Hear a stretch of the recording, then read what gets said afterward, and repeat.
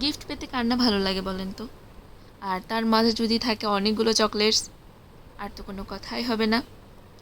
So hello everyone, কি অবস্থা সবার, কেমন আছেন? আজকে আপনাদের মাঝে কিছু গিফট আনবক্সিং করব। আর হচ্ছে এই সবগুলো গিফট আমাকে দিয়েছিল হচ্ছে বড়দি।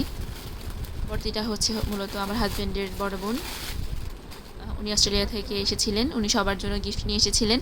আর এই সবগুলো গিফট উনি আমাকে দিয়েছিলেন। এর মাঝে ছিল হচ্ছে একটা ড্রেস।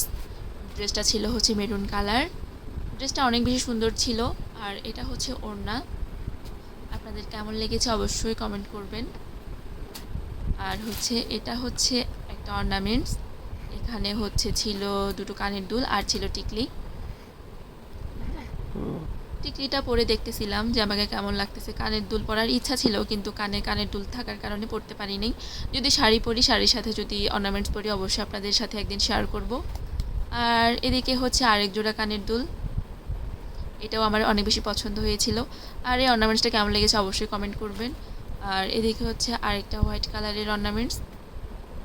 আমি সবগুলো একটু দিয়ে দিয়ে দেখতেছিলাম যে আমাকে কেমন লাগতেছে।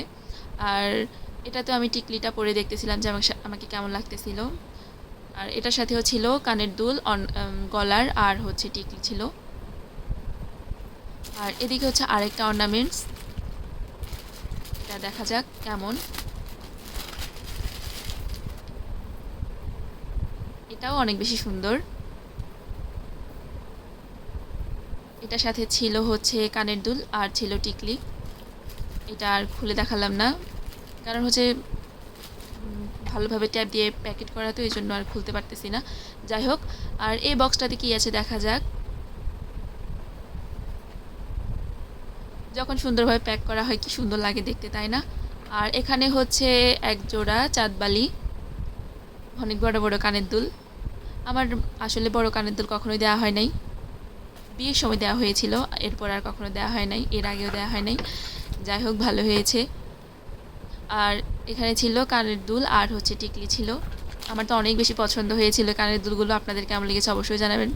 আর এদিকে হচ্ছে চকলেটস। চকলেটস হলে আর কি লাগে বলেন তো? চকলেট হলেই হচ্ছে মন অনেক খুশি হয়ে যায়। আর আমার এই সবগুলো গিফট আপনাদের কেমন লেগেছে অবশ্যই অবশ্যই কমেন্ট করে জানাবেন। আর সব সময় হচ্ছে পাশে থাকবেন।